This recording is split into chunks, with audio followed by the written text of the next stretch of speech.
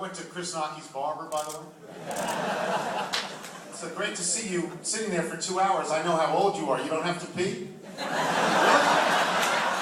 I've gone 3 times. I found out about a month ago that this event was going to happen. Somebody said, would you come to it and say a few words about Gary? So I studied up. I had a bunch of things to say about Gary's relationship with former athletic directors, and Gary's social life, Gary on the internet.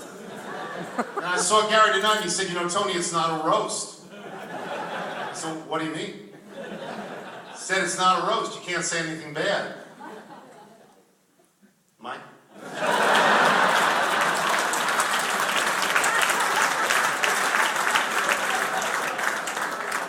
Now you guys have found out firsthand why the ESPN bosses sometimes make Tony go away for 2 weeks.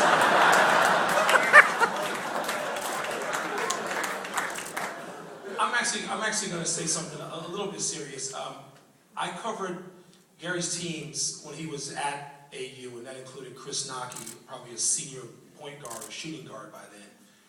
And much has been said of the 1989-90 season. I was there, and it was one of the more fascinating things I've ever been around to cover, because everybody sees the games, but when you're a reporter and you have a pretty decent relationship, much better now, but a decent one even then with the coach, you get to see the practice, you get to see the sweat, you get to see the tears, you get to see the frustration, you get to see how he handles crazy parents who think their kid who's really a 12th man ought to be starting. You get to see how he handles crazy people in the media, and very crazy people in the media, some of us.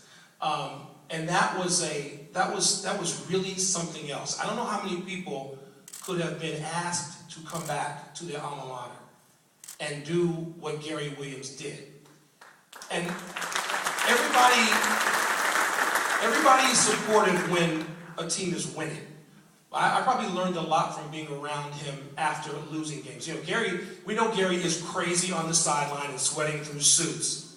We get to see him 10 minutes after all that, and he is the calmest person ever all the time. And I know you guys may not believe that, but I learned that very early on.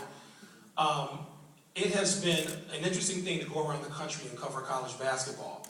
And you get to see all kinds of coaches, you get to see all kinds of situations. And what people even here, even some of you in this room, don't realize every day, particularly after a loss, is how damn hard it is to win a national championship. And they don't realize it in Kentucky either, because sometimes things are said about Gary Williams and Tubby Smith, and we travel around the country. We know how hard it is.